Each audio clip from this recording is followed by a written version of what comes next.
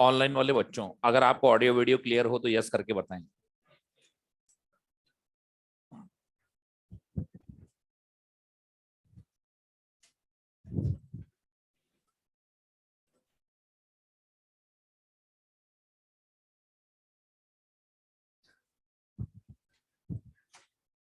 हाँ जी,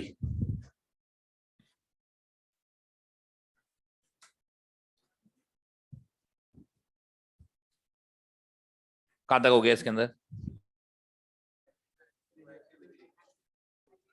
एक्टिविटी की बेसिक हो गया है ना? हाँ जी, एक्टिविटी का आप पढ़ के आए हो ना? हम है activity. Activity is nothing other than D के रेट। अब डी के रेट थी dn बाई dt, बस उसको हमने एक सिंबल दे दिया r, तो r equals to lambda n, ये बन गई हमारी एक्टिविटी।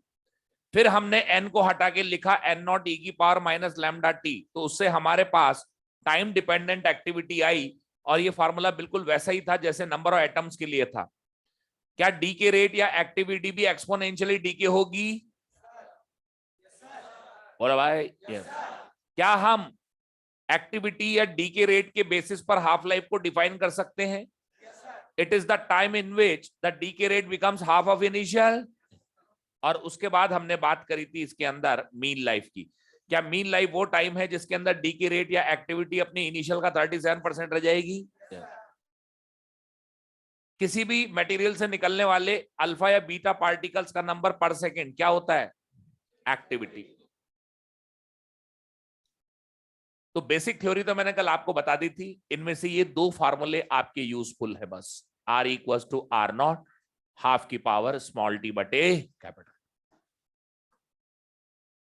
तो सुन लो ध्यान से, जब भी डी के रेट का क्वेश्चन आए तो वो क्वेश्चन नंबर ऑफ एटम वाले क्वेश्चन से मिलता जुलता आएगा, लेकिन थोड़ा डिफरेंस रहेगा। वो भी अपन एप्लीकेशंस देखेंगे तो डिफरेंस नजर आ जाएगा भी आप, ठीक है? R equal to lambda N आपको तब अप्लाई करना है जब आपको नंबर ऑफ एटम्स या मास गिवन। जब आपको किसी रेडियो एक्टिव मटेरियल के नंबर ऑफ एटम्स या मास गिवन होता है, उस कंडीशन के अंदर आप फार्मूला अप्लाई करोगे R बराबर लैम्डा है। और अगर आपको किसी टाइम पर डी के रेट पूछी गई है, फार्मूला अप्लाई करोगे R बराबर आर नॉट हाफ की power small T by capital, ठीक है? अब अपन इसकी एप्लीकेशंस स्टार्ट करते हैं। लिखो, क्वेश्चन लिखो।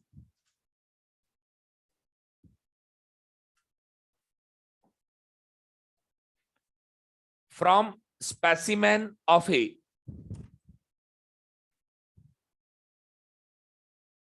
from specimen of a radioactive material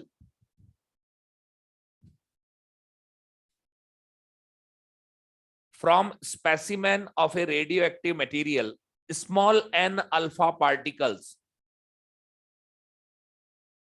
small n alpha particles emitted per second.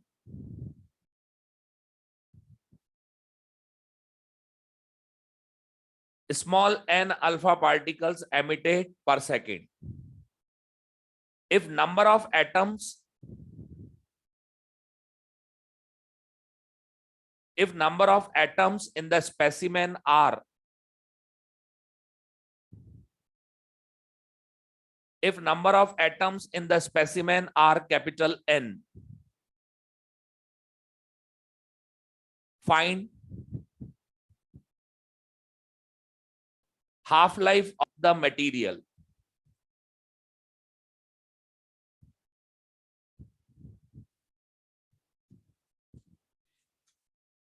Find half life of the material.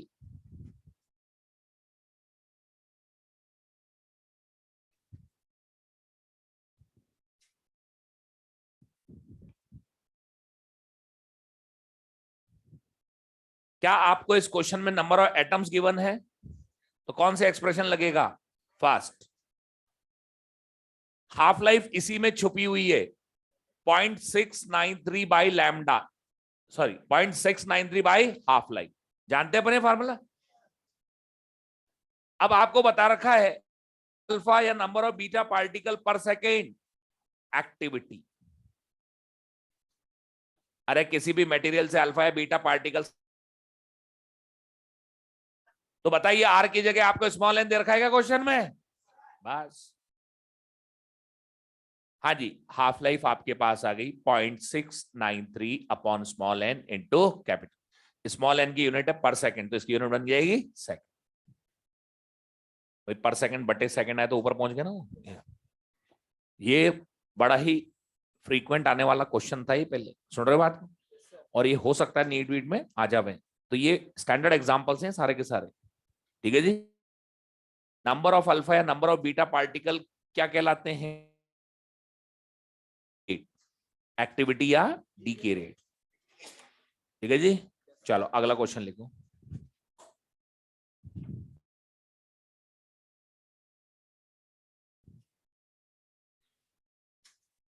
लिखो,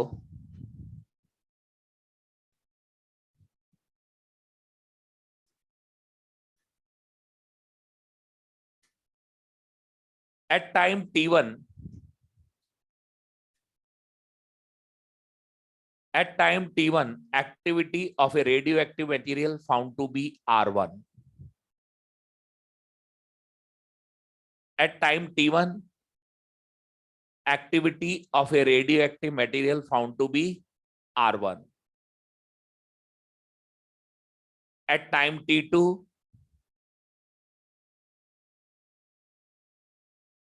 at time t2 it is R2. At time t2 it is R2. If mean life is tau, if mean life is tau, find number of atoms, find number of atoms decayed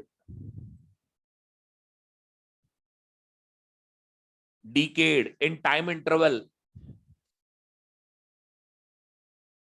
t1 to t2.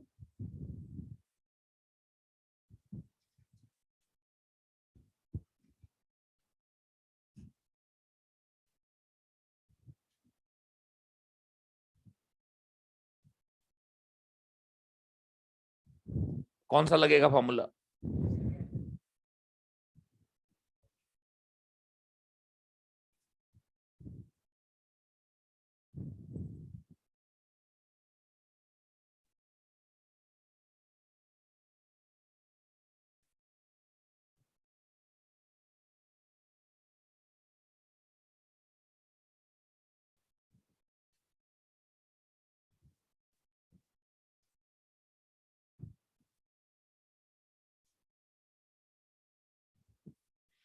इस question में हमें यूं लगता है मानो time दे रखा है तो एक्सप्रेशन नंबर 2 लगेगा। अब हमने एक्सप्रेशन नंबर 2 लगाया, R1 equal to R0 half की पावर T1 बटा capital T, R2 equal to R0 half की पावर T2 बटा कैपिटल। अब ये तो एक्टिविटीज हैं, अगर आप रेशियो निकालोगे तो एक्टिविटीज का रेशियो आ रहा है, आपको तो नंबर ऑफ एटम डिकेड चाहिए। तो एक बात ध्यान रखो, डिकेड एटम का नंबर तब आएगा आपके पास जब आपके पास लेफ्ट एटम्स का नंबर। जब तक आपके पास बचे हुए एटम्स का नंबर नहीं होगा, आप घटे हुए कहां से लाओगे? समझ गए? तो ये क्वेश्चन थोड़ा ऐसा है कि इसमें दिया हुआ रहता है टाइम, पर ये टाइम का है ही नहीं, ये इसका है ही नहीं इस एक्सप्रेशन। जब तक आपके पास एक ऐसा रिलेशन ना हो जिसमें बचे हुए एटम्स हो और साथ के साथ एक्टिविटी हो, तब तक आप सॉल्व नहीं कर सकते। और वो केवल एक ही फार्मूले में, आर इक्वल्स टू लैम्डा। देखो ये सपोज टाइम एक्सेस है, ये 0 है। टाइम t1 पर आपसे कहा गया एक्टिविटी है R1, टाइम t2 पर आपसे कहा गया एक्टिविटी है R2। तो t1 से t2 के बीच में डिकेड एटम्स का नंबर आपसे पूछा है। अगर आपको टाइम t1 के लेफ्ट एटम्स का नंबर पता हो, आपको टाइम t2 पर लेफ्ट एटम्स का नंबर पता हो, तो ही आप डिकेड एटम्स का नंबर ला सकते हैं। ठीक है भाई? तो देखिए R1 equals to lambda N1 के नंबर ऑफ एटम लेफ्ट, ये लो N1 equals to R1 by lambda, R2 lambda N2, तो N2 equals to R2 by lambda. ये टाइम T1 पर बचे हुए, ये टाइम T2 पर बचे हुए, तो कितने कम हो गए? क्या इनिशियल नंबर लेफ्ट में से फाइनल नंबर लेफ्ट माइनस कर दूं तो आ जाएगा डीके? बोलो।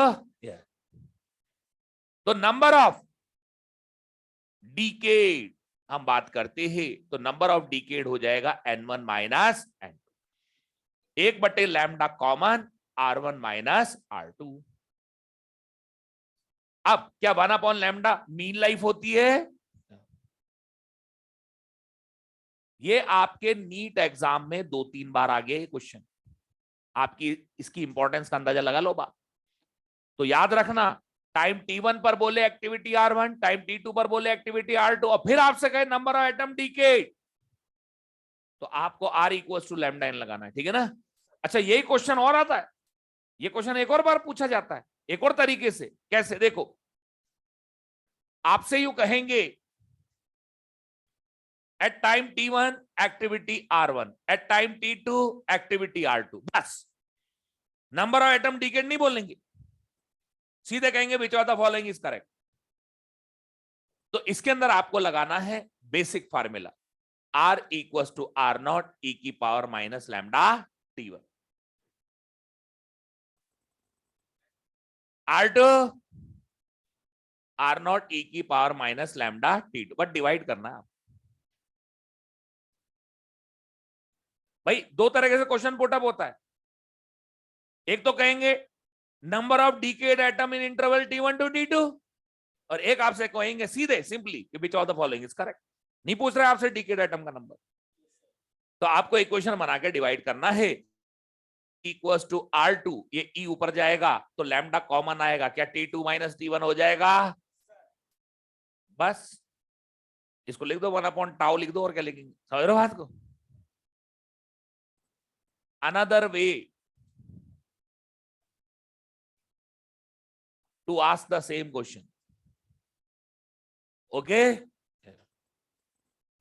तो ढंग से पढ़ना, टाइम T1 पर एक्टिविटी R1, टाइम T2 पर एक्टिविटी R2, एक तो होगा नंबर ऑफ डिकेड एटम, तो R equals to lambda n से होगा, और एक आपसे सीधे कहेंगे which of the following is correct, तो इक्वेशन बना के डिवाइड कर देना, ठीक है भाई? ये दोनों क्वेश्चन अभी देखो, आप पिछले 10 साल के पेपर उठा के देखना, आपको दोनों मिला के कम से कम 5 बार नजर आएंगी, इतनी फ्रीक्वेंसी इन क्वेश्चन।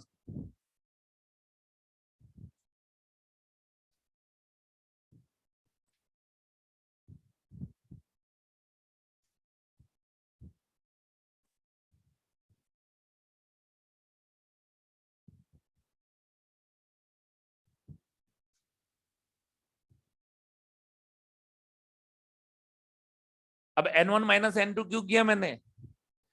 क्योंकि टाइम जैसे आगे बढ़ता है तो नंबर ऑफ एटम लेफ्ट कम होते जाते हैं।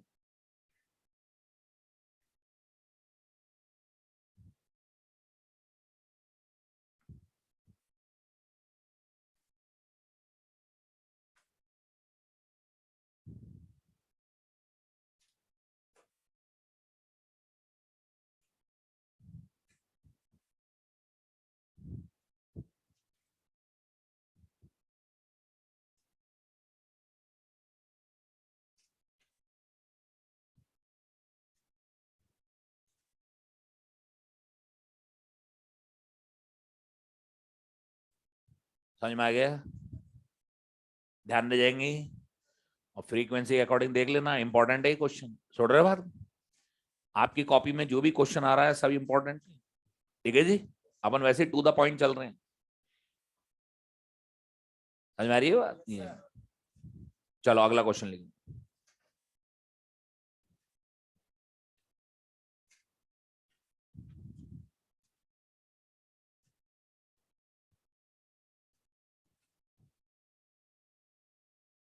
Find activity of, find activity of 1 gram radium 226, 1 gram radium, half life 1600 years.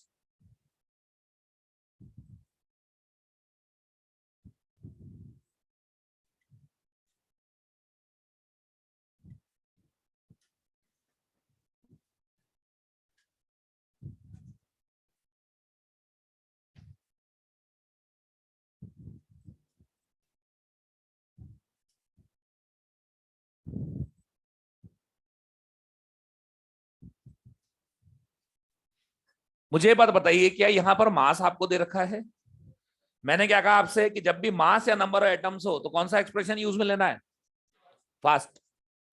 सुनो, हमें फर्स्ट एक्सप्रेशन यूज में लेना है, तो R equal to 0.693 upon T। आपको यहां पर एटम नहीं दे रखे, मास दे रखा है। आप मोल कॉन्सेप्ट का फार्मूला जानते हैं ना? क्या? अपॉन मॉलिक्यूलर या molar mass into Avogadro number. याद है ना?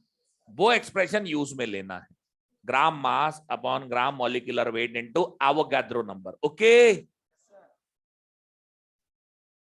ठीक है, ये एक्सप्रेशन अपने को यूज में लेना है। देखो एग्जाम में न्यूमेरिकल दूर की बात है, डायरेक्ट आते हैं, ये फार्मूला डायरेक्ट पूछेंगे। न्यूमेरिकल तो ठीक है, अलग बात है, लेकिन आपके डायरेक्ट फार्मूले पूछते हैं। अब न्यूमेरिकल आई गया तो वो भी कर देते हैं। 0.693 हाफ लाइफ कितनी है? 1600।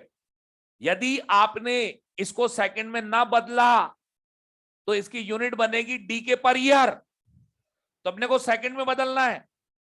1 ईयर इक्वल टू 3 इंटू 10 की पावर 7 सेकेंड। इसको 3 इंटू 10 की पावर 7 से मल्टीप्लाई कर दो तो ये सेकेंड्स हो गया। अब इसकी यूनिट बनेगी डी के पावर सेकेंड इंटू मास, ग्राम लो सीधे, ग्राम मास, क्योंकि जो मास नंबर होता है ग्राम मॉलिक्यूलर वेट ही तो होता है। 226 एवोगाड्रो 6 इंटू 10 की पावर 23। अब इसकी यूनिट बन रही है डीपीएस। ठीक है,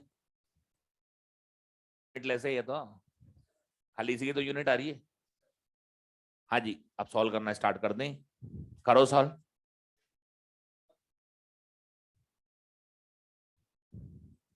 क्या हुआ?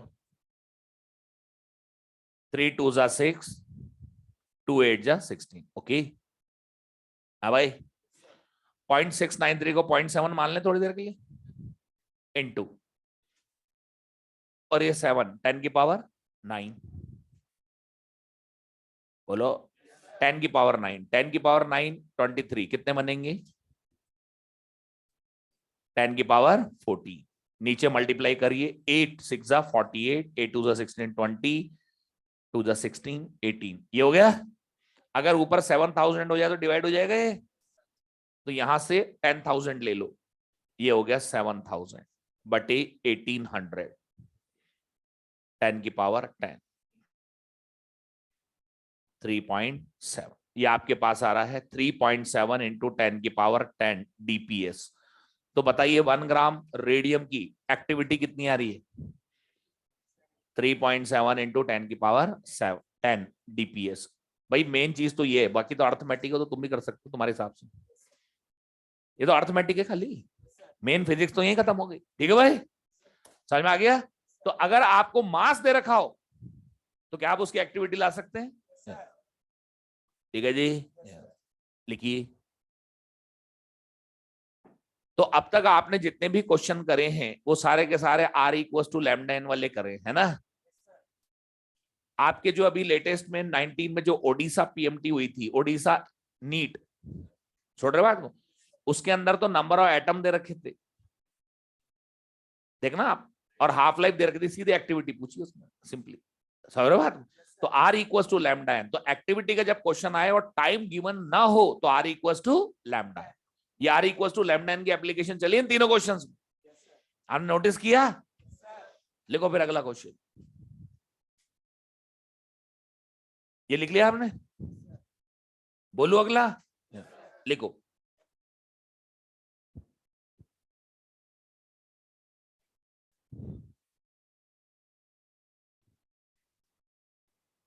Two radioactive elements, two radioactive elements, two radioactive elements have equal number of atoms.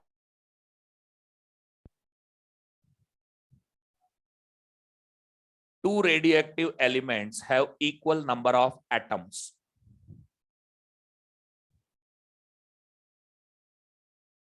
Their half-lives are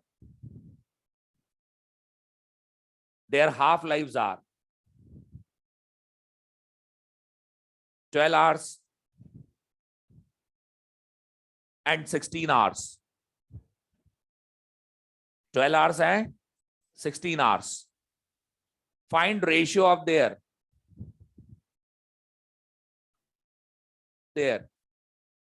activities.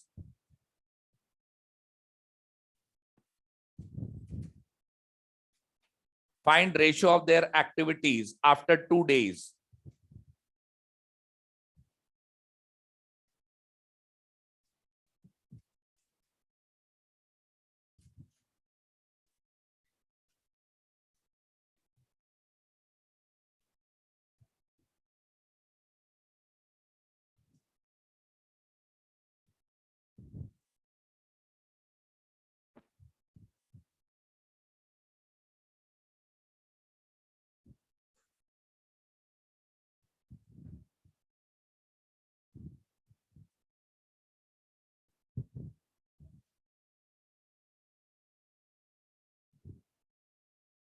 कितना आया?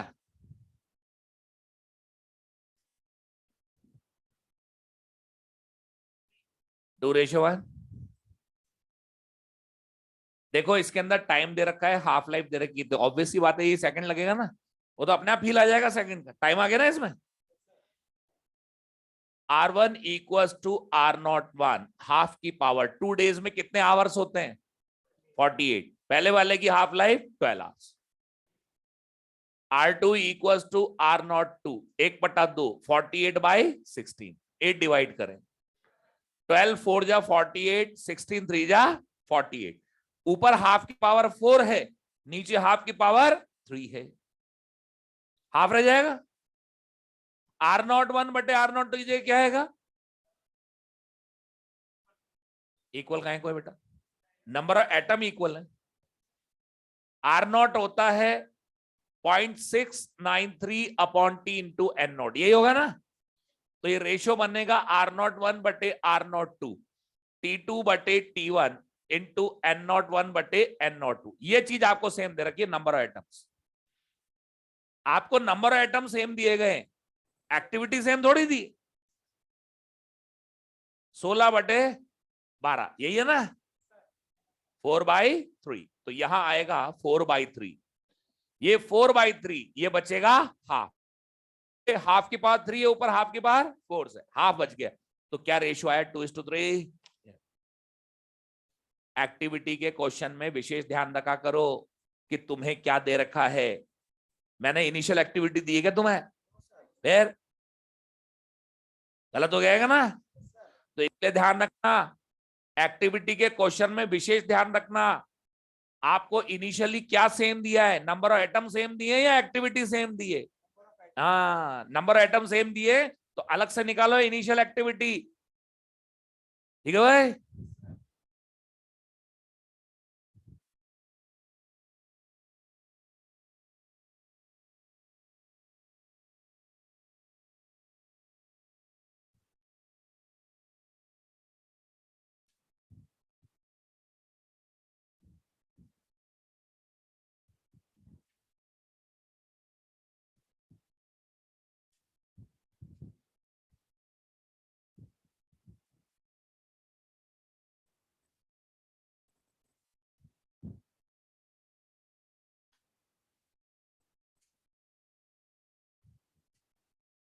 ठीक है, ठीक है, लिखो अगला question.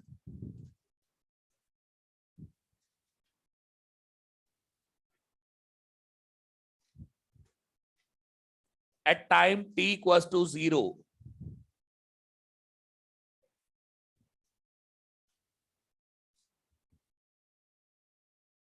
at time t equals to 0, activity of a radioactive material found to be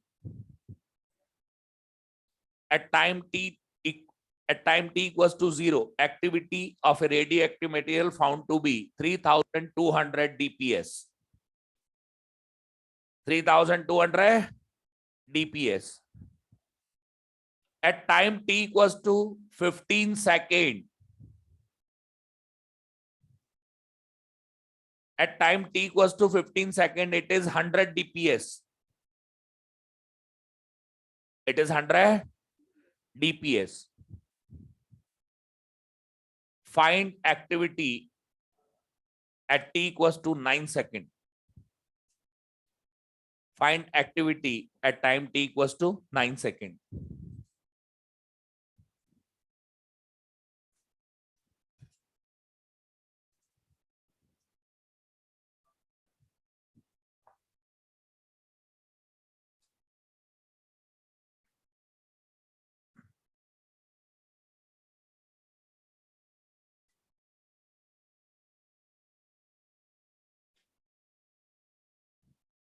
बिल्कुल, ये तो सिंपल सा है। बताओ मुझे, R बटे R0 100/3200 हो गया कि नहीं हो गया? 1/32। बताओ 1/32 में कितनी हाफ लाइफ है?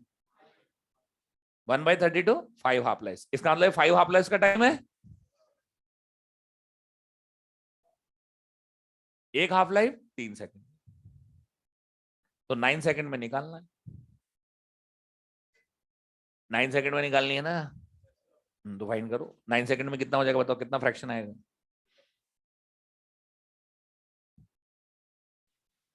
9 सेकंड में कितनी हाफ लाइफ आ जाएगी? तो 1/8 हो गया ना। चलो कोई बात नहीं, ये हो गया। अब फार्मूला लगा देता हूं मैं, ठीक है ना, परेशान मत हो। R0 3200 हो गया ना, ये 1/2। हाँ जी, टाइम कितना है 9, और हाफ लाइफ कितनी आई है 3। 3 3 जा 9, 1 हाफ की पावर 3 8 हो गया ना, 400। ठीक है भाई, अरे ठीक है, इसीलिए मैं कह रहा हूं ना, आखिर में फार्मूला ही काम आता है। फार्मूले में कॉन्फिडेंस रहता है, समझ रहे हो बात को? चाहे कितनी होशियारी कर लो, ठीक है भाई।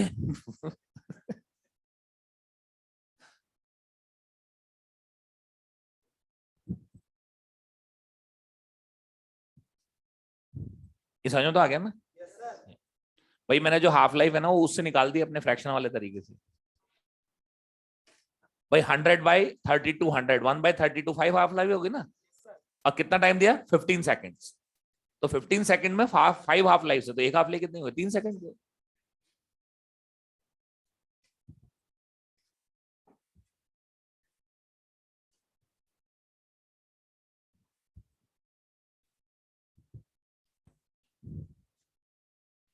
अरे भैया 5-15 सेकंड के अंदर एक्टिविटी 3200 से 100 हो गई ना। तो R बटे, नहीं आपने, एक ऑनलाइन वाला पूछ रहा है कैसे होगी। देख बेटा, यू लिखा है मैंने, R/R0, ये हो गया 100/3200 इक्वल्स टू 1/2। T है 15 और ये है हाफ लाइफ, है ना। ये 1/2 की होल पावर 5 है, ये 1/2 15/T है। बेस सेम तो पावर मस्ट बी सेम, तो कंपेयर द पावर। तो T बराबर 3 सेकंड। ऐसा है बड़ा,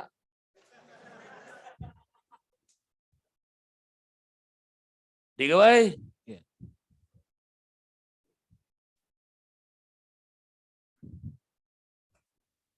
ठीक है भाई, ऑनलाइन आगे समझ में, 15 बराबर 5T कैसे आया?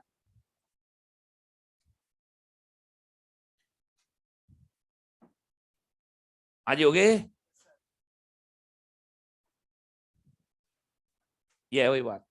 तो भाई अगर मान लो आपको ये परेशानी हो रही है कि 15 बराबर 5T कैसे आया, मैंने ऐसे लाया हूं कि 1/32 है, और आपको फ्रैक्शन बता रखा है 1/32 होता है 5 हाफ लाइफ। बताया था ना, फ्रैक्शन बताया था ना मैंने, कि आप फ्रैक्शन देख लो तो फटाफट हो जाते हैं। नहीं है तो उससे हो जाएगा फार्मूले से, वो भी फटाफट हो जाएगा, उसमें दिक्कत। समझ रहे हो बात? ठीक है जी, चलो अगला क्वेश्चन लिखो।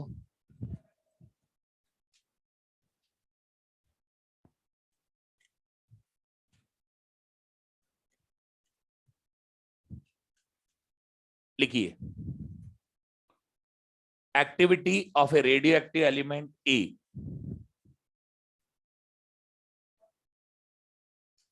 Activity element A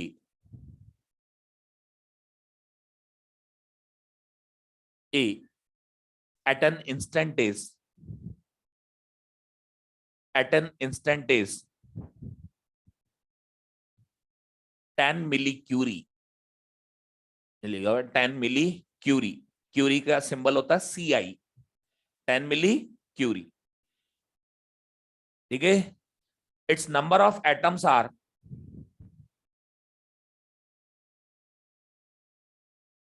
its number of atoms are twice, its number of atoms are twice of another element B,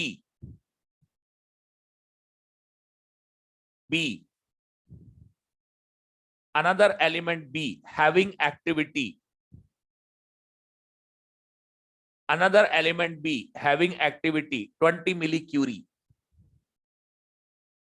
having activity 20 millicurie. Okay, their half lives may be,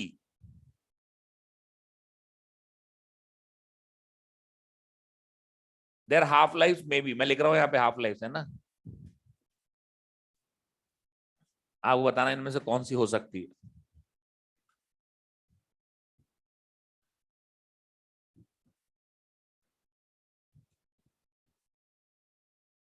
ये चार ऑप्शन में से एक ढूंढनी है आपको।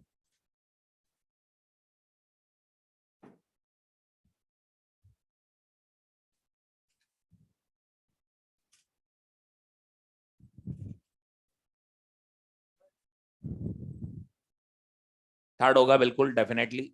मुझे बताओ इस क्वेश्चन में एक्टिविटी दे रखी है, अरे दे रखी है, क्या नंबर ऑफ एटम बता रखे हैं कि ए के नंबर ऑफ एटम बी के ट्वाइस हैं। तीसरी चीज आपसे हाफ लाइफ पूछी गई है, तो बताओ TN और एक्टिविटी R किस रिलेशन में इन दोनों में से। आपको ऐसे लिख, जब आप कॉपी में लिखते हो ना कि भाई ये R1 है, ये R2 है, N1 इक्वल टू 2N2 है, अब T1 T2 पूछे गए हैं तो R एंड T किस में है, R बराबर लैम्डा है। एकदम से फ्लैश हो जाता फार्मूला। अरे बोलो ना हाँ ना तो R equals to 0.693 upon T into N, ratio बनाइए R1 बटे R2, T2 बटे T1, N1 बटे N2। 10 मिलीक्यूरी, R2 20 मिलीक्यूरी, T2 बटे T1, N1 की जगह लिखेंगे 2N2।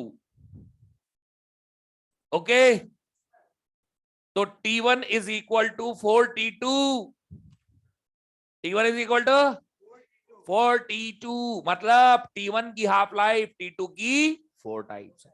बताओ किस ऑप्शन में नजर आ रहा है, थर्ड में। अगर T2 की हाफ लाइफ 5 है तो T1 की हाफ लाइफ 20 हो गया ना, 4 गुना।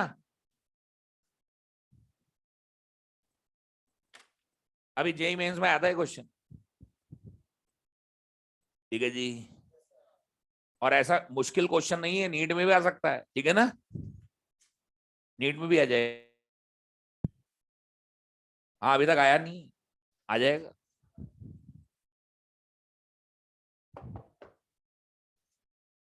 जुलाई को, ठीक है ना भाई, ऐसी स्प्रेड हो रखी है न्यूज, फिक्स नहीं है भी, एंटी के ऑफिशियल डिक्लेरेशन नहीं है, ये तो खाली अभी तो चल रही है बात में। आगे 17 जुलाई।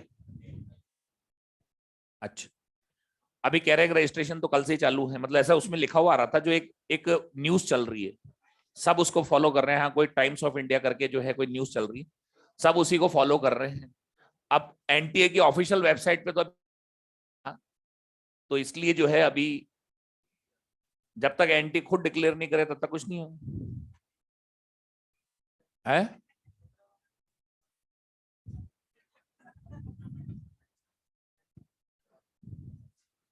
कभी भी आए, आप तो तैयारी रखो अपनी। आपको इससे क्या लेना देना कौन सी डेट है? जो एक ईमानदार और मेहनती स्टूडेंट है उसको इससे कोई मतलब नहीं है कि डेट क्या आ रही है। उसके लिए तो ये है कि अगले संडे करा दो। समझ आ रही बात? ये बजाय अपने इसमें एनर्जी वेस्ट करने की कि 17 जुलाई की कब है, क्या है, क्या नहीं है, सब फालतू की बातें हैं। No need to waste your energy, just concentrate on your studies. Okay, खत्म। चलो देखिए इधर अगले क्वेश्चन पे आते हैं।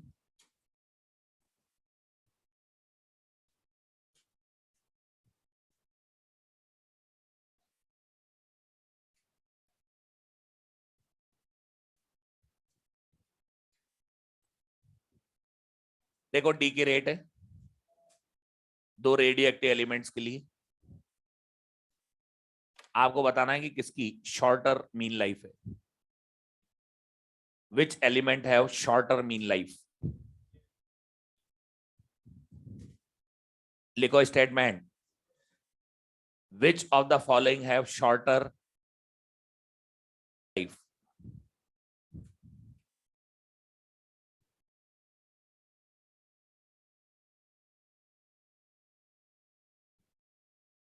इसमें एक चीज देखिए, इनिशियली है तो दोनों की सेम ना, दोनों की एक्टिविटी सेम है ना, तो आप अपने मन से रैंडमली एक पॉइंट डिसाइड कर लो जिसके ऊपर एक्टिविटी को हाफ कर दो।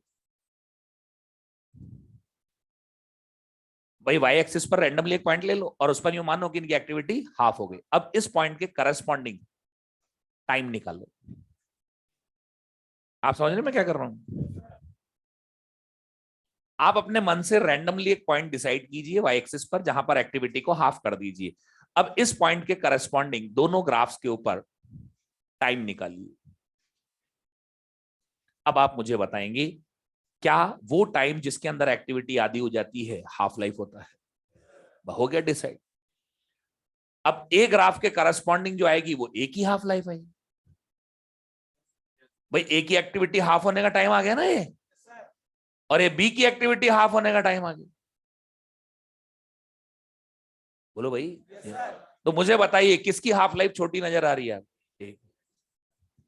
दूसरी चीज अपन ये भी जानते हैं t equals to tau log of two. Log of two तो कांस्टेंट है, तो जिसकी हाफ लाइफ छोटी उसकी मीन लाइफ भी छोटी, जिसकी मीन लाइफ छोटी उसका डी के कांस्टेंट बड़ा। ये आपके एनसीईआरटी एग्जाम्पलर में दिया हुआ है कुछ।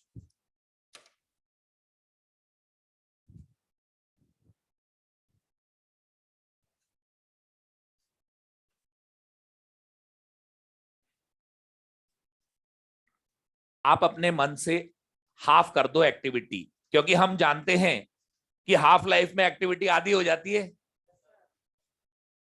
तो एक्टिविटी हाफ होने के करस्पॉन्डिंगली दोनों ग्राफ पर टाइम निकालो तो अपने आप दिख जाए। भाई जो ओरिजिन के नजदीक होगा वो छोटा टाइम होगा ना? अरे होगा कि नहीं होगा? तो इसका मतलब ए नजदीक है ओरिजिन के, इसका मतलब ए इज लेस देन बी। ए की हाफ लाइफ बी की लेस देन है। आगे क्या समझ में तुम्हारे? कोई डाउट है क्या? डाउट है किसी की? क्या तेरा डाउट है क्या? मैं पूछ रहा हूँ ना, किसी के डाउट हो तो बोलो ना। समझ में तो आ गया ना?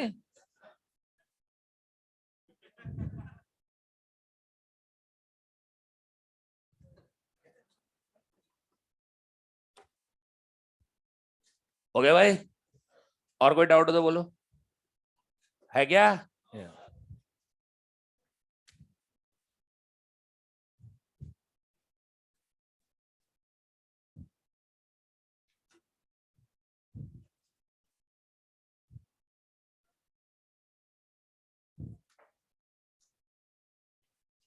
लिख लिया था ना मैंने, इसलिए पहले ही पूछ लिया था 5 बार। ठीक है ना? चलो ये थी बात हमारी यहाँ पर एक्टिविटी की और इसके क्वेश्चंस के। कर लेना आप लोग, हो जाएंगे ना ये प्रॉब्लम, अब कोई दिक्कत नहीं है। देखिए इधर इसकी कुछ और यूनिट्स भी होती हैं एक्टिविटी की डीपीएस के अलावा। There are some other units besides decay per second these units are after the name of scientist, और ये भी पूछी जाती है एग्जाम्स के अंदर, ठीक है ना। सबसे पहले यूनिट की मैं बात कर रहा हूं, वो है क्यूरी। क्या? क्यूरी। इस क्यूरी का सिंबल है CI। 1 क्यूरी 1 ग्राम रेडियम की एक्टिविटी के बराबर है, जो अभी आपसे निकलवाई थी। क्या वो आई थी 3.7 इंटू 10 की power 10 DPS? 1 curie activity of 1 gram radium. तो 1 ग्राम रेडियम की एक्टिविटी होती है 3.7 इंटू 10 की पावर 10 DPS। तो अब मुझे बताओ, 1 ग्राम रेडियम की एक्टिविटी 1 क्यूरी। अब आपके पास अगर कोई एक्टिविटी DPS में आ रही हो और आपसे पूछे नहीं क्यूरी में बताइए, तो इससे डिवाइड कर देंगे आप, आ जाएगा ना क्यूरी में।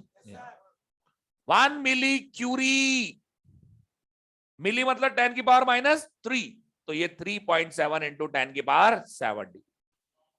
माइक्रो क्यूरी 3.7 इंटू 10 की पावर 4D। रदरफोर्ड, ये दूसरी यूनिट, रदरफोर्ड 1 रदरफोर्ड 10 की power 6 DPS। Mega DPS 1 Rutherford mega DPS। When there is a unit after the name of scientist, rule says that all letters should be small. तीसरा, Becquerel से represent करते हैं 1 Becquerel 1 DPS। 1 DPS 1 Becquerel. क्या मैं कह सकता हूं 1 Curie 3.7 into 10 की पावर 10 बैकरेल। 1 रदरफोर्ड 10 की पावर 6 बैकरेल। देखिए फेमस यूनिट क्यूरी है, आपको जगह जगह क्यूरी नजर आएगी। अभी एक क्वेश्चन में भी क्यूरी आई थी, but still SI unit of activity is Becquerel. SI unit of activity is Becquerel. Okay, लिखिए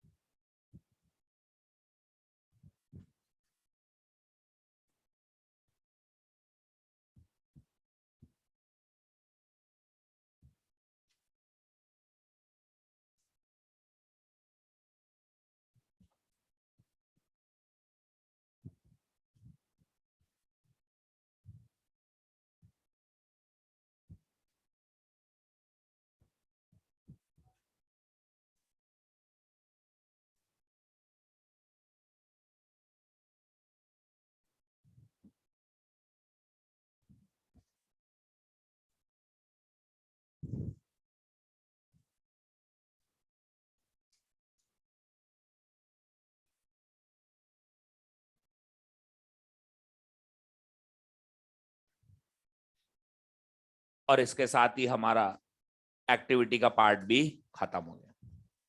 अब इसकी सारी एप्लीकेशंस बता दी, क्वेश्चन वाइज कहां पे क्या ध्यान रखना है अपने को। अब आप क्वेश्चन करें, बट डी के रेट वर्ड हो या एक्टिविटी वर्ड हो, दोनों एक ही मतलब है।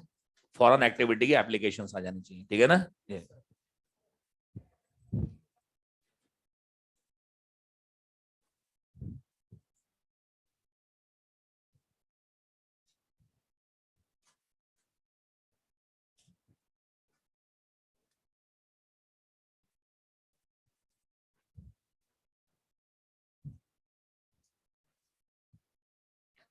देखो अब 2-3 छोटी मोटी बातें हैं, ये भी बता रहा हूं मैं आपको, इन पे भी क्वेश्चन बन जाते हैं। देखिए इधर,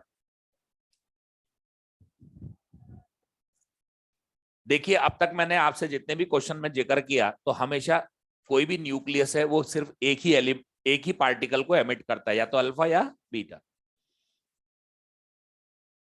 जो रेडियो एक्टिव एलिमेंट होता है जैसे यूरेनियम है, वो अल्फा एमिटर है, पूरी दुनिया में कहीं भी वो अल्फा एमिट करता है। थोरियम है वो बीटा डीकेयर है, वो हमेशा बीटा ही डीके करेगा। लेकिन कुछ ऐसे एलिमेंट्स आए हैं जो अल्फा से भी डीके हो सकते हैं और बीटा से। ऐसे एलिमेंट्स के लिए अल्फा और बीटे के लिए डीके कांस्टेंट्स अलग अलग होते हैं। जैसे अल्फा एमिशन के लिए डीके कांस्टेंट है लैम्डा अल्फा, और बीटा एमिशन के लिए डीके कांस्टेंट है लैम्डा बीटा। तो इस तरह के जो क्वेश्चंस होते हैं उनको सॉल्व करने के लिए आपको तो एक हाफ लाइफ चाहिए, एक डीके कांस्टेंट चाहिए। सुन रहे हैं? तो यहां से निकलेगा, देखिए इधर, तो इस मटेरियल का नेट डीके कांस्टेंट अल्फा और बीटा के एमिशन के लिए जो डीके कांस्टेंट्स है उनके सीधे अलजेब्रिक सम के बराबर। आपको क्वेश्चन में यूं कहेंगे कि अल्फा के लिए हाफ लाइफ ये है, बीटा एमिशन के लिए हाफ लाइफ ये, दो हाफ लाइफ आएंगी, तो आप फौरन समझ जाना ये वाला कंसेप्ट आ गया। इसको कहते हैं radio activity through to channels. मतलब कोई एलिमेंट अल्फा से भी डीके हो सकता है और बीटा से, इसलिए अल्फा एमिशन बीटा एमिशन की हाफ लाइफ अलग अलग आएंगी। तो आपको चाहिए नेट हाफ लाइफ जो आपको यहां से मिलेगी। बताइए क्या लैम्डा की जगह लिख सकते हैं 0.693 upon T, 0.693 upon T alpha, 0.693 बटे टी बीटा। तो आपके पास नेट हाफ लाइफ आ जाती है T alpha plus T beta. Net mean life आ जाती है tau alpha tau beta upon tau alpha plus tau beta. आपने अब तक देखा जितने भी क्वेश्चन आए थे उसमें एक ही हाफ। अगर बाई चांस कहीं पर यूं आ जाए क्वेश्चन कि अल्फा एमिशन की हाफ लाइफ ये है, बीटा एमिशन की है, तो बताओ नेट हाफ लाइफ कितनी, या कोई क्वेश्चन पूछ रहा हो आगे। ठीक है, लिखो radio activity through to channels.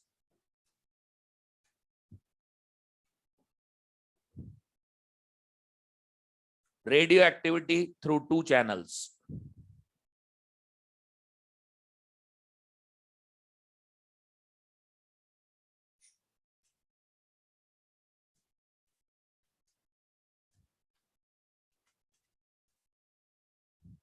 लिख दिया। अब मैं एक क्वेश्चन के मदद से आपको बता देता हूं कैसे पूछेंगे, है ना। लिखो, हाँ पहले इसको नोट करो। आप इसे नोट करें, फिर एक क्वेश्चन की हेल्प से हम इसे समझ लेंगे कैसा क्वेश्चन पुटअप होगा, लैंग्वेज क्या होगी।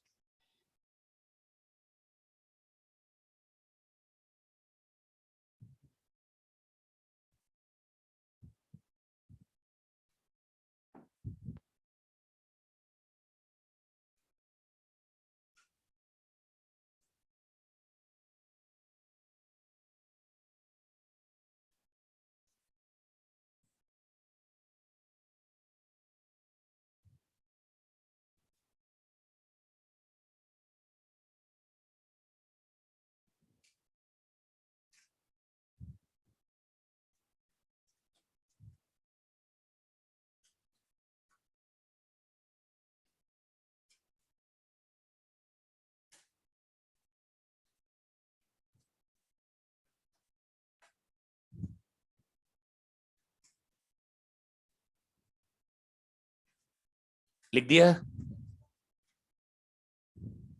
लिखो, क्वेश्चन लिखो।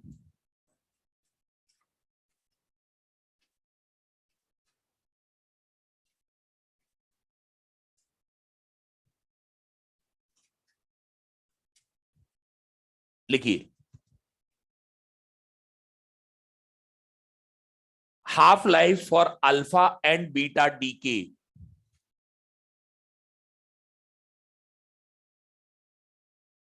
half life for alpha and beta decay, half life for alpha and beta decay for two radioactive materials are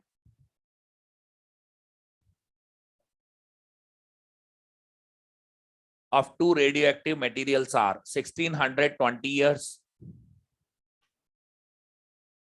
1620 years and 405 years. Find the time in which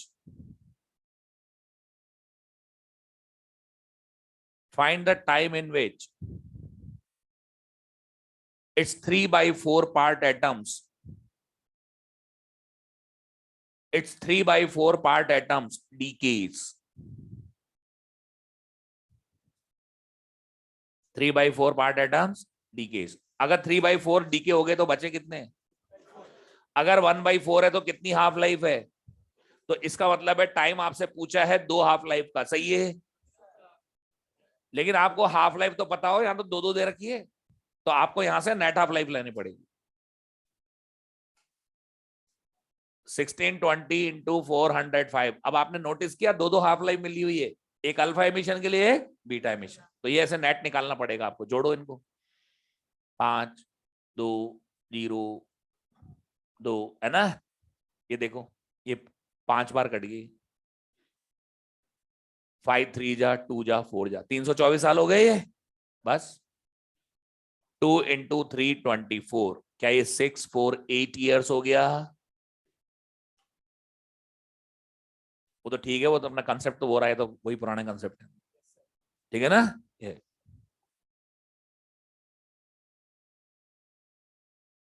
हमारा radio activity खत्म हो चुका है, लेकिन छोटी मोटी बातें चलेंगे भी है, वही इंपॉर्टेंट है सारी, ठीक है ना।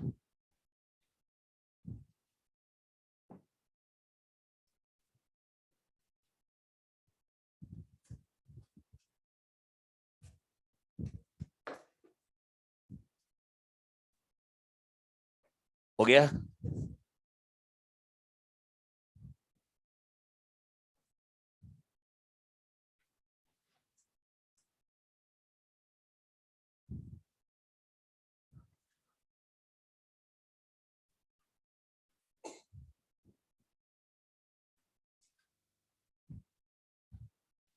देखो, अगर अल्फा डीके था तो क्यू वैल्यू हमने क्या लिखी थी? Mass of x minus mass of y minus mass of alpha into C square, ये लिखा था। अब बीटा डीके की बात करते हैं। Q value in beta decay, ध्यान से देखिए इधर, Q value in beta decay. मैंने बीटा डीके का उस टाइम नहीं बताया था, ये अलग से बता रहा हूं। देखिए इधर, मान लीजिए एक एक्स एलिमेंट है, ये वाई में कन्वर्ट हुआ, साथ में इसने बीटा एमिट किया और साथ में एंटी न्यूट्रिनो और एनर्जी। अब Q value in beta decay की बात चल रही। जब मैं क्यू वैल्यू लिखूंगा तो मेरे पास क्या आएगा? Mass of reactant minus mass of product, mass of y minus mass of electron. होगा कि नहीं होगा बोलो? यहां एक प्रॉब्लम है, एक समस्या आती है। देखो, हमें क्वेश्चन के अंदर जो मास दिए जाएंगे ना, वो एटॉमिक मास यूनिट में दी जाएंगे। एटॉमिक मास यूनिट का मतलब होता है एटम का मास, जिसमें इलेक्ट्रॉन का मास भी इंक्लूडेड है। कौन से मास दिए जाएंगे? Atomic mass. Atomic mass unit दी जाएगी जो एटम का मास होता है, विच इंक्लूड्स इलेक्ट्रॉन्स। तो अगर आप न्यूक्लियर मासेस की जगह एटॉमिक मास लिख दोगे तो क्या आप सही आंसर एक्सपेक्ट करोगे? बोलो, नहीं कर सकते। तो ये प्रॉब्लम है, क्या करें आप? तो इसका एक सोल्यूशन है, देखिए इधर। मान लीजिए मास ऑफ एटम है, क्या एटम का मास न्यूक्लियस के मास और इलेक्ट्रॉन के मास का सम होता है? तो मेरी बात सुनिए, एटम के मास में से इलेक्ट्रॉन का मास सब्ट्रैक्ट कर दें तो न्यूक्लियस का मास हो जाएगा कि नहीं हो जाएगा? तो अपने को न्यूक्लियर मास की जगह लिखना है mass of atom minus mass of electrons. अब यहां मैं लिखने जा रहा हूं एक्स एलिमेंट के लिए मास of x minus mass of electron. इसकी जगह लिखा है, वो फार्मूला लगाया, ये माइनस ये वाला, ये ब्रैकेट। अब एम वाई की जगह क्या लिखूंगा? मास ऑफ वाई माइनस कितने इलेक्ट्रॉन हो गए? बीटा डीके में जो नया एलिमेंट आता है उसका एटॉमिक नंबर 1 से बढ़ता है कि नहीं बढ़ता?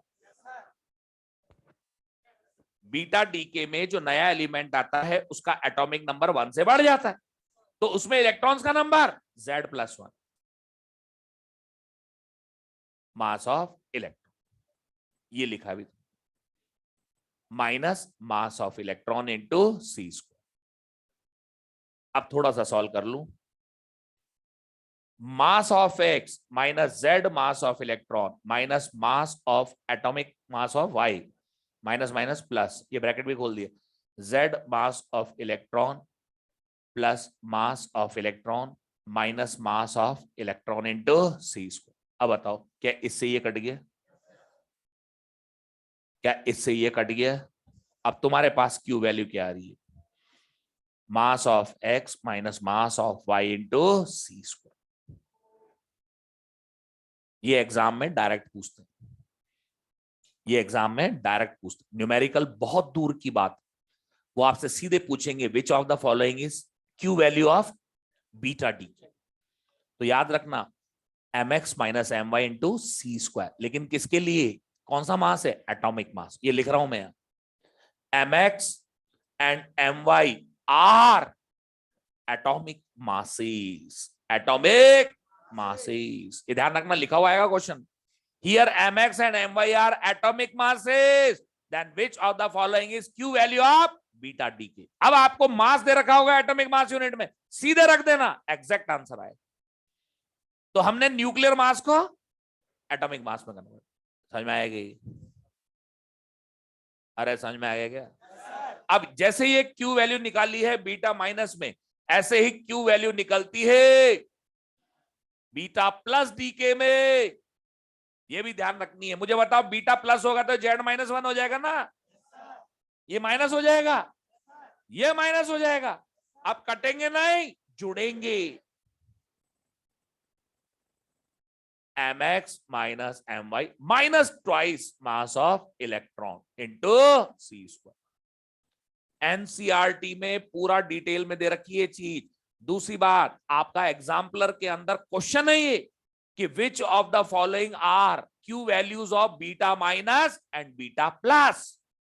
बीटा माइनस में सिर्फ M x minus M Y into सी स्क्वायर, बीटा प्लस में M x minus M Y minus 2 mass of electron. Okay भैया, ये ध्यान रखना, ठीक है जी।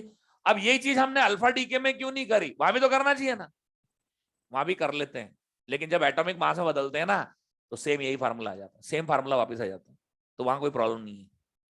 वहां तो भले एटॉमिक मास दे दो तो रख दो, आ जाएगा। छोड़ रहे बात, ये प्रॉब्लम आती है बीटा में और बीटा प्लस में, समझ गए? ये लिखो, बहुत इंपॉर्टेंट कंसेप्ट है ये आपके एनसीईआरटी में है और एग्जाम्पलर में भी दिए हुए हैं। अल्फा के अंदर भी आप न्यूक्लियर मास को एटॉमिक मास में बदलती हो तो यही फार्मूला आ जाएगा घूम फिर के, करके देख लेना खुद ही।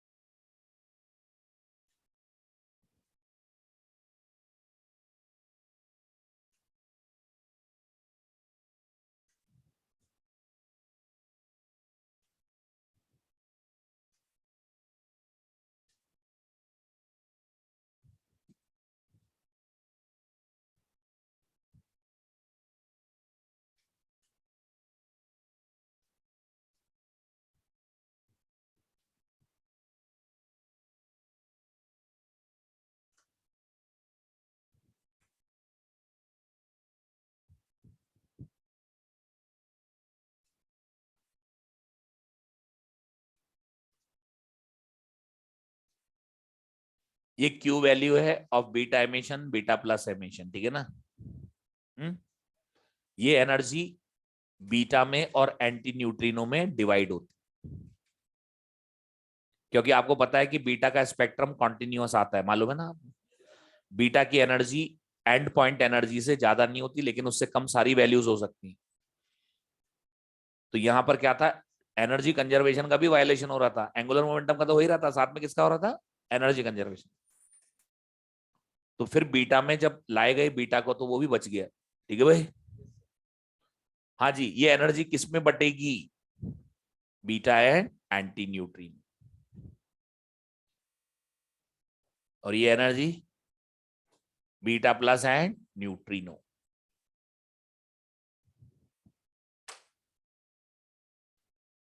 अगर बीटा मैक्सिमम लेके जाएगा तो एंटी न्यूट्रिनो मिनिमम।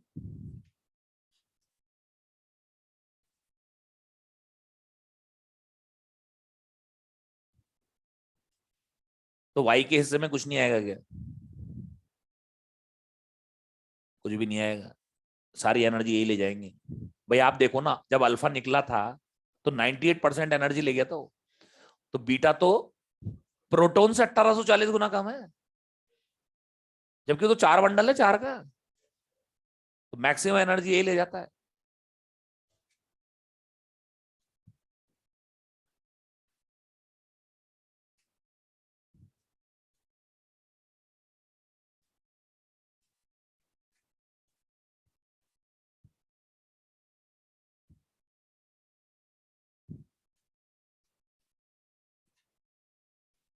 एग्जाम में डायरेक्ट आएंगे फार्मूले, मैं बता रहा हूं आपसे, सीधे पूछेंगे।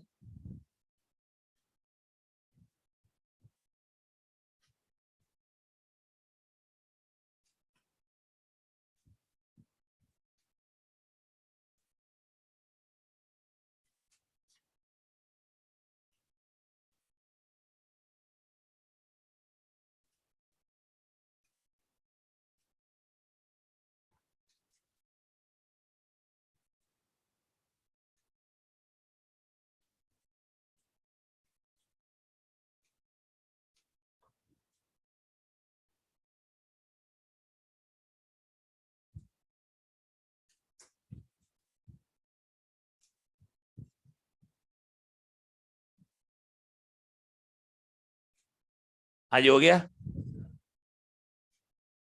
हाँ जी, अब आपको पहचान तो लोगे ना, कहाँ पे कौन सा फार्मूला लगेगा?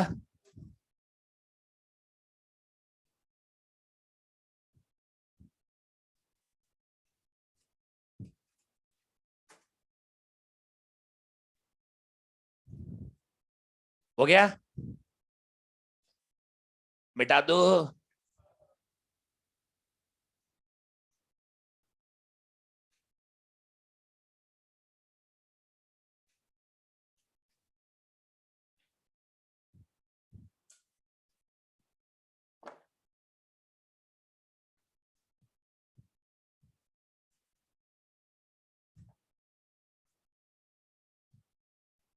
बताओ, क्या किसी एटम के अंदर पॉजिटिवली चार्ज न्यूक्लियस होता है और उसके अराउंड वेरियस ऑर्बिट्स के अंदर इलेक्ट्रॉन चक्कर काटते हैं?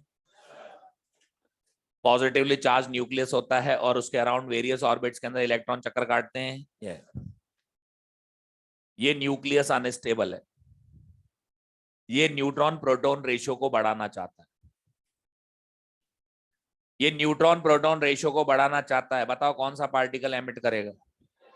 Beta plus plus, beta plus.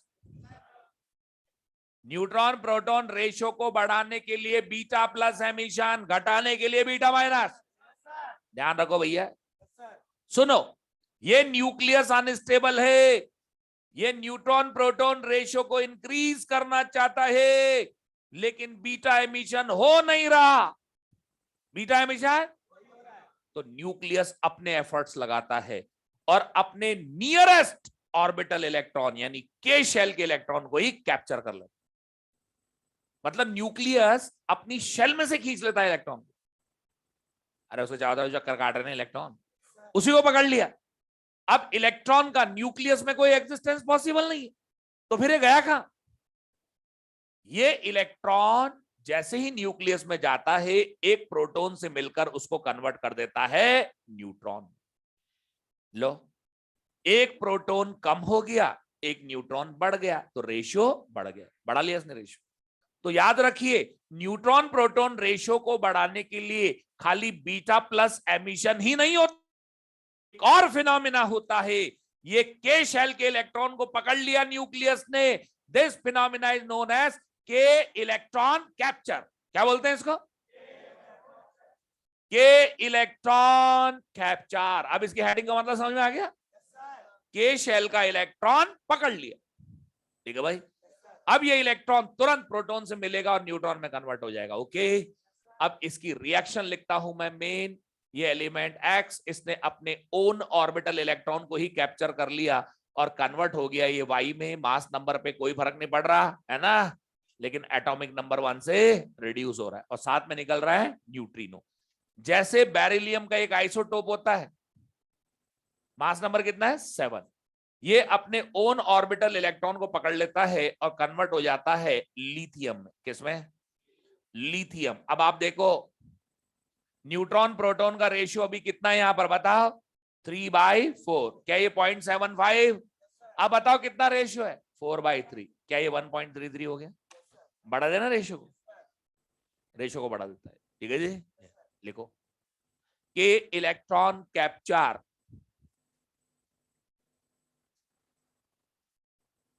के electron capture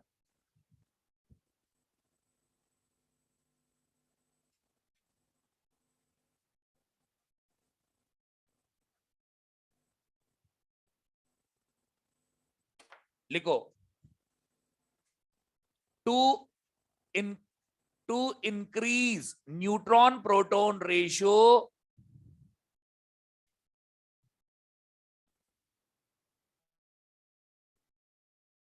there is another process,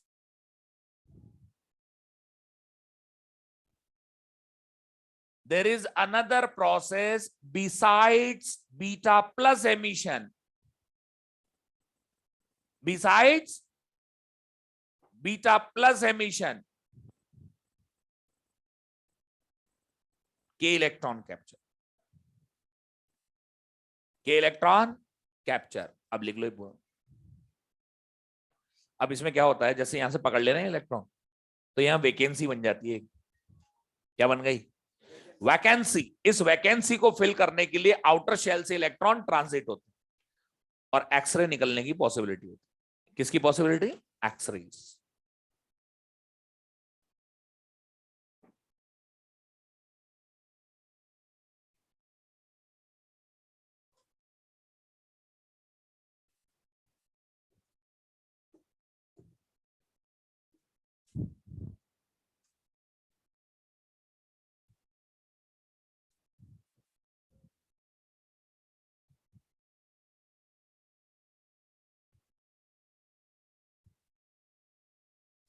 अब आपके बिगनर बॉक्स 2 में 6th का 7th क्वेश्चन कह रहे थे ना आप लोग, अब कर लेना, ही लगा देना इक्वेशन, Z-1 करना है बस आपको।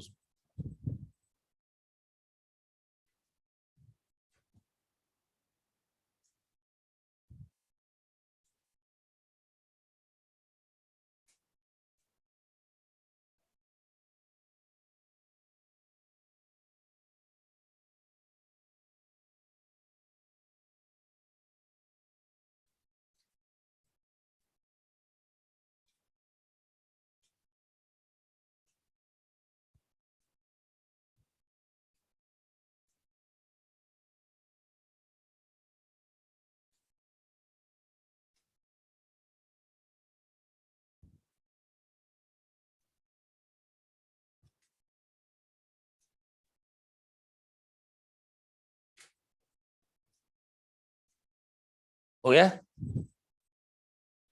मिटा दे भैया, कर लोगे ना इनको?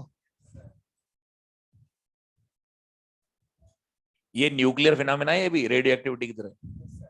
यानी देखो न्यूक्लियस इतने एफर्ट्स लगाता है कि खुद के इलेक्ट्रॉन को पकड़ लेता है ताकि वो न्यूट्रॉन प्रोटॉन रेशियो को बढ़ा ले।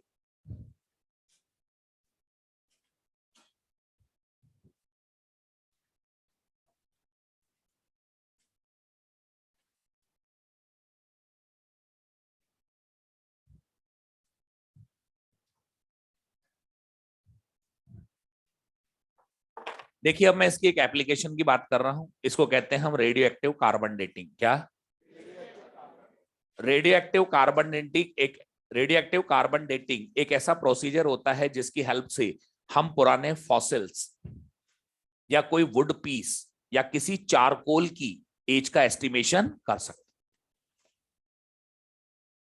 ये हमारी अर्थ है जो कि एक गैसियस एनवलप से सराउंडेड, ये हमारी अर्थ है जो कि एक गैसियस एनवलप से सराउंडेड है। हमारे इस गैसियस एनवलप के अंदर सबसे ज्यादा गैस कौन सी होती है? नाइट्रोजन 78%। उसके बाद नंबर आता है ऑक्सीजन का और अदर गैसेस का। हमारा एटमॉस्फेयर हमें न केवल लाइफ देता है बल्कि हमें हार्मफुल रेडिएशन से बचाता है। हमारे आउटर स्पेस से कई हार्मफुल रेडिएशंस आ रहे हैं, उनसे हमको ये प्रोटेक्ट करके रखता है। उन्हीं हार्मफुल रेडिएशंस में से एक रेडिएशन होता है cosmic rays. Cosmic rays basically neutron, proton, electron, anti neutrino की होती है। भाई न्यूट्रॉन होते हैं बेसिकली तो, लेकिन वो डीके हो जाते हैं, तो प्रोटॉन, इलेक्ट्रॉन और एंटी न्यूट्रिनो बदल जाते हैं। ये जब कॉस्मिक रेज हमारे एटमॉस्फेयर में आती है तो बताइए न्यूट्रॉन्स के सामने सबसे ज्यादा कौन सी गैस आएगी? नाइट्रोजन। तो ये न्यूट्रॉन, ये हाईली एनर्जेटिक न्यूट्रॉन्स होते हैं, ये नाइट्रोजन न्यूक्लियस के ऊपर बम्बार्ड होते हैं और उसको कन्वर्ट कर देते हैं कार्बन के एक आइसोटोप में by emitting one proton. Carbon का जो आइसोटोप है ये अनस्टेबल होता है और इसको बोलते हम रेडियो एक्टिव कार्बन। क्या बोलेंगे इसका? ये रेडियो एक्टिव कार्बन है। इसकी जो हाफ लाइफ है वो नियरली 5730 ईयर्स होती है। रेडियो एक्टिव कार्बन की हाफ लाइफ 5730 ईयर्स के अप्रॉक्स होती है। हमारे एटमॉस्फेयर में कंटिन्यूअसली कॉस्मिक रेज आ रही हैं, कंटिन्यूअसली C14 का प्रोडक्शन हो रहा है। ये C14 क्या करता है? ऑक्सीजन से मिलकर कार्बन डाइऑक्साइड में कन्वर्ट हो जाता है। अब हमारे एटमॉस्फेयर में नॉर्मल कार्बन भी है, तो C14 के प्रोडक्शन और डीके से एक इक्विलिब्रियम बन जाता है, यानी इनके एटम्स एक कांस्टेंट रेशियो पर बने रहते हैं। जैसे एक एग्जांपल बोल रहा हूं, 1,00,000 एटम पर 100 एटम C14 के, C12 के, C12 के 1,00,000 एटम पर 100 एटम C14 के। ये रेशियो कांस्टेंट है, ऐसे एग्जांपल के लिए बता रहा हूं मैं। ये रेशियो एटमॉस्फेयर में कांस्टेंट है। Trees and plants food preparation के लिए और कार्बन डाइऑक्साइड एब्जॉर्ब करते हैं, तो उनके अंदर चला जाता है।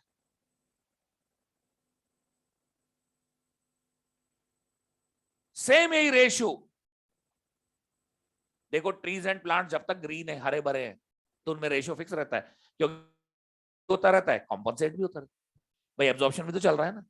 ट्रीज एंड प्लांट्स पर डिपेंडेंट होते हैं क्रिएचर, तो जब तक क्रिएचर जिंदा है, C14 आया, डीके हुआ, उसने फिर खा लिया, तो कॉम्पनसेट हो जाता है। तो क्रिएचर के अंदर भी ये रेशियो सेम फिक्स वैल्यू पर होता है। अब मान लीजिए क्रिएचर डेड हो गया,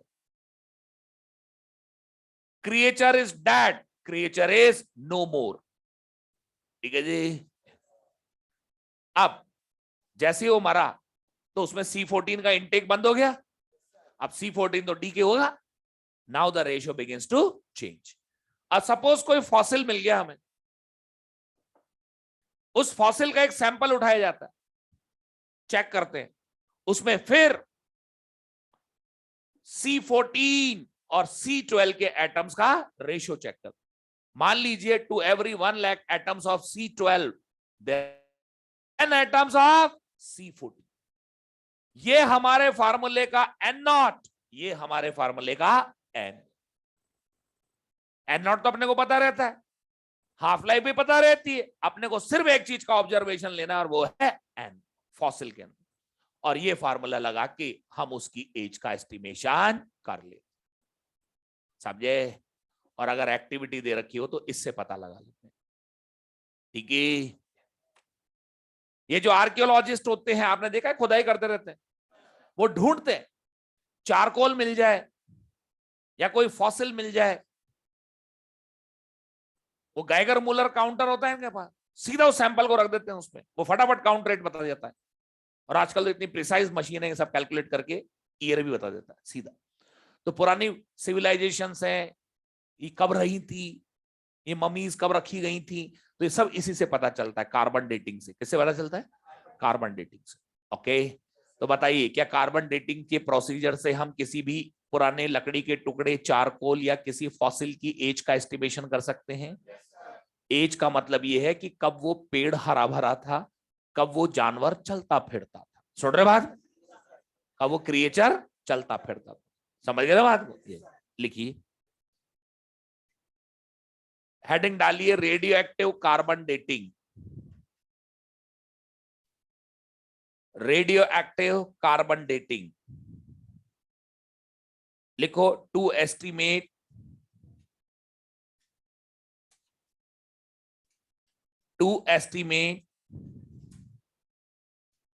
एज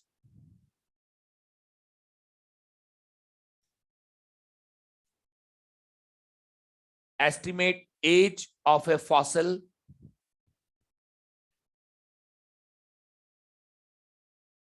wood piece और चारकोल।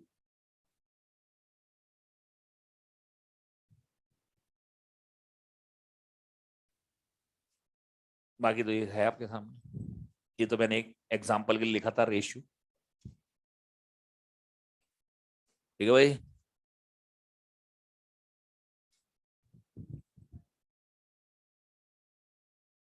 भाई बेसिक थ्योरी आपको पता रहना चाहिए, बाकी क्वेश्चन तो हो जाते हैं।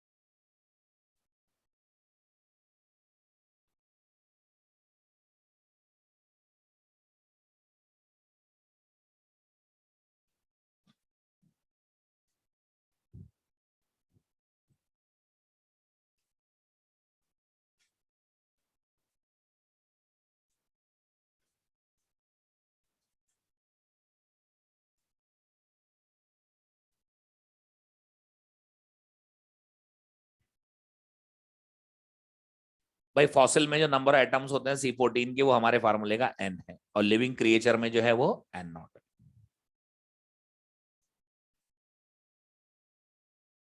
फॉर्मूले तो यही लगेंगे सर।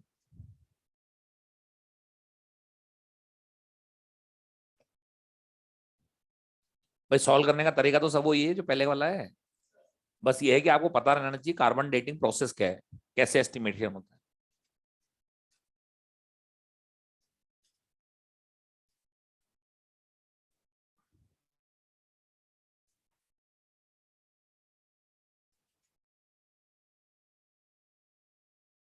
हो गया, लिखा।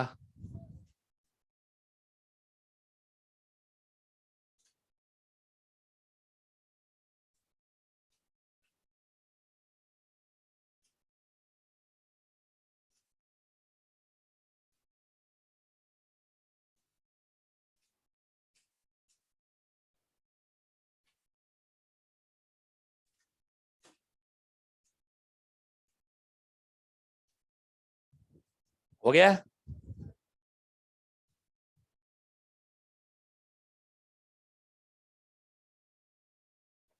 बोलो, लिखो एक question.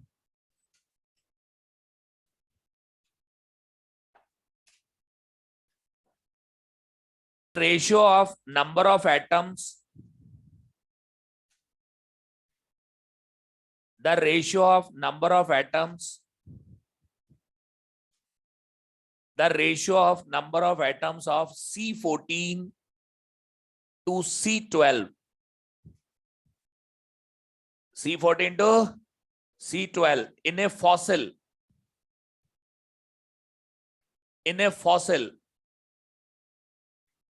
found to be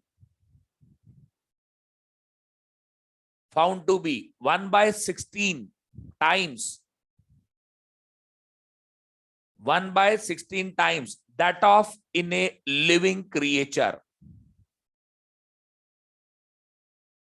that of in a living creature. Estimate the age of fossil.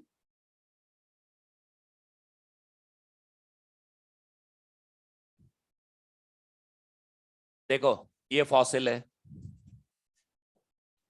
ये लिविंग है, इधर देखो जिंदा। C14 और C12 के एटम्स का रेशियो, तो C14 के एटम्स का फॉसिल में क्या होगा, N। C12 तो D की होता ही नहीं, कुछ लिखो ही मत इसके लिए। तो अब लिविंग क्रिएचर में क्या होता है, N0। किसके है N0, C14, ये C12। ये रेशियो, इस रेशियो का कितने टाइम्स दिया गया, हटा। बताओ मेरे पास N/N0 बराबर 1/16 हो गया कि नहीं हो गया? कितनी हाफ लाइफ है? तो आपसे टाइम पूछा है 4 हाफ लाइफ का। ये बात तो समझ में आई? 5730 मैंने फ्रैक्शन से कर दिया सीधे। 1/16 means 4 half lives. The time we have to find out 4 half lives, and 1 half life is 5730.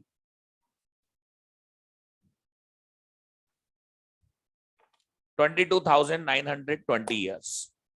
इतना पुराना फॉसिल है ये। ठीक है,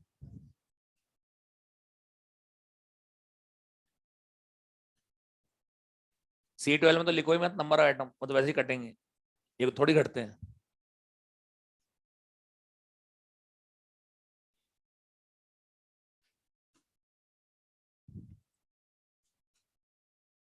अरे समझ में आएगा तुम्हारे। फिर एक क्वेश्चन और लिखो, फिर अपन आगे बढ़ जाएंगे।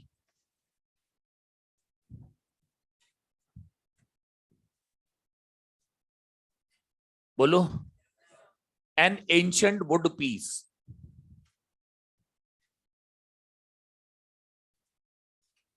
N ancient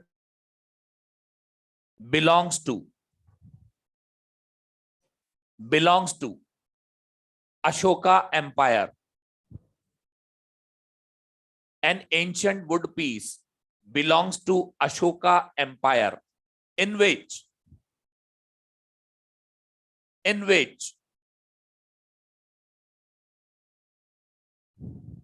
10 count per month found. In which 10 count per month found. Count मतलब वही बीटा, बीटा अल्फा होगा ना, काउंट तो वही होता है, found. Okay, in A green tree, in a green tree 14.14 count per month found. In green tree, tree कह रहा हूं मैं, 14.14 found. Estimate the time of Ashoka Empire.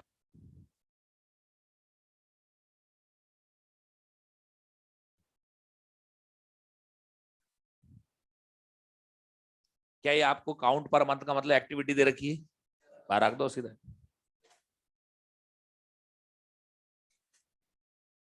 बताओ उस लकड़ी के टुकड़े में जो एक्टिविटी हुई आर होगा ना फार्मूले में, बोलो ना। 10 पर मंथ, यही हुआ। और R0, जब वो पेड़ हरा भरा होगा तो कितना होगा, 14.14 पर मंथ। ये दे रहा है बेटा, बार लगा तो फार्मूला।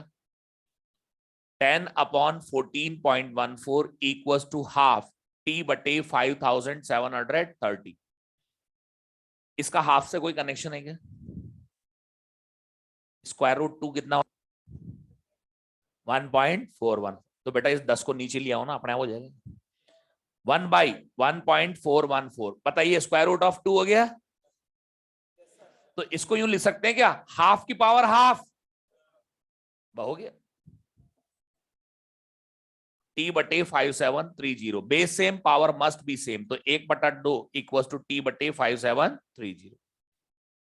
तो T इक्वल टू 5730/2, 2865, 2865 साल पहले थे। 2865 years back, Ashoka Empire. Okay,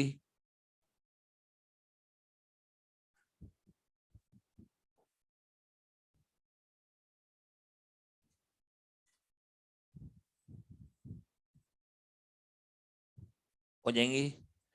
अब आप ऐसा करना, बिगनर बॉक्स 3, दूसरा क्वेश्चन छोड़ के सारे, बिगनर बॉक्स 3 दूसरा क्वेश्चन छोड़ के सारे। फर्स्ट एक्सरसाइज क्वेश्चन नंबर 47 से 87, 47 से ही है ना? नहीं, स्टार्टिंग कहां से? रेडियो एक्टिविटी 47 से 87 मतलब लास्ट तक। 47 से 87, 87 है ना? सारे करने हैं 47 to 87। Okay, after that second exercise में ढूंढ ढूंढ के कर लेना। कर लोगे? मैं बताऊं? कर लेना उसमें। ला मैं बता देता हूं, मैं बता देता हूं ना सेकंड एक्सरसाइज में।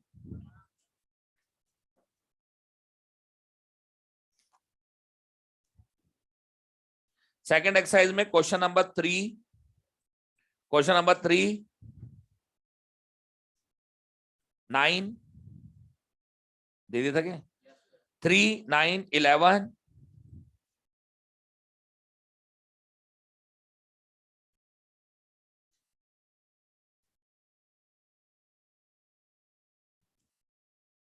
29 29। अब कर लेना, वो एक्चुअली उसका था एक्टिविटी का। कल किसी ने पूछा, मैंने कहा ना एक्टिविटी हो जाए ना तो फिर हो जाएगा।